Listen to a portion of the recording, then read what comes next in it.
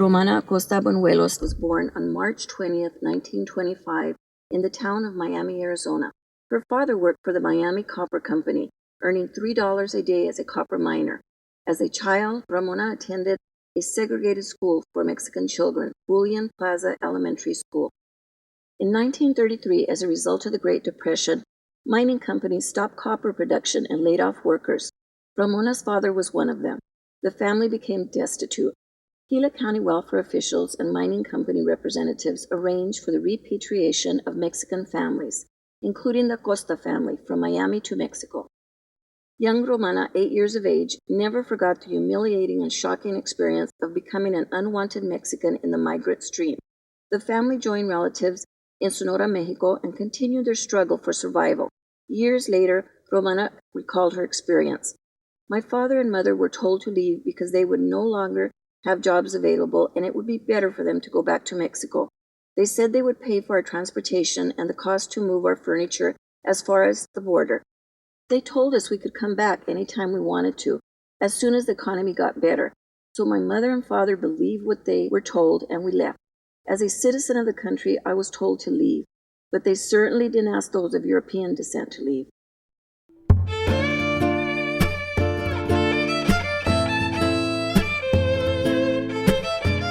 By the time she was 19 years of age, Romana was a young divorced mother with 2 sons.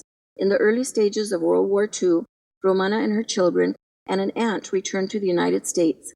In 1944, she found work in a Los Angeles defense plant and was able to save $400, which she used to buy a tortilla machine, a grinder, and a fan. 2 years later, Romana and her family set up a small tortilla-making business, which became profitable. Their business boomed, and by 1964, Romana established Ramona's Mexican Food Products, Incorporated.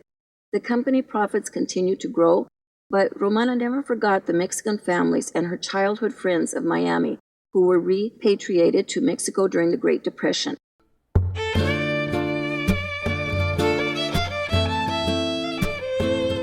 She vowed to herself that she would help the less fortunate in her Mexican-American community in East Los Angeles. In the mid-1960s, Bañuelos founded the Ramona Mexican Food Products Scholarship Foundation, which provided scholarships to Mexican-American high school graduates. One of Romana's personal goals was community empowerment. In 1965, she and her business partners created the Pan American National Bank of East Los Angeles, and by 1969, Romana became the chair of the board of directors. Within a 10-year period, the Pan American National Bank had grown significantly, and Romana received recognition from her peers and colleagues in the business world.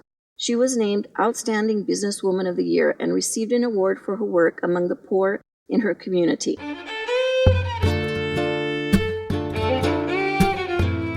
It was Romana's business talent and skills that caught the attention of President Richard M. Nixon, who nominated her for United States Treasurer in 1971. In his nomination, he stated, "In her extraordinary successful career as a self-made businesswoman, Mrs. Bañuelos has displayed exceptional initiative, perseverance, and skill. In addition, as chairman of the board of directors of Pan American National Bank of East Los Angeles, which serves the Mexican-American community of that area, she has not only proven herself a highly able bank executive, but has also contributed substantially to the development of that community. The post of Treasurer of the United States is one of the high honor and high responsibility. Mrs. Bañuelos will bring to it a high measure of distinction." Romana Acosta Bañuelos became the highest-ranking Mexican-American in the United States government during Nixon's administration, a position she held from 1971 to 1974. Her daughter, Ramona, said of her mother's performance as treasurer, "My mother's legacy is that she ran the place as a business, not just as another wing of the government."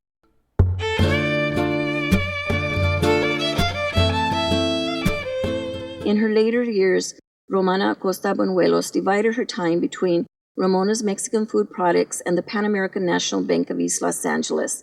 Today, Romana is remembered not only as a successful entrepreneur, founder of the Pan American National Bank and Treasurer of the United States, but as someone who never forgot her roots and was devoted to the economic improvement of the Latino community.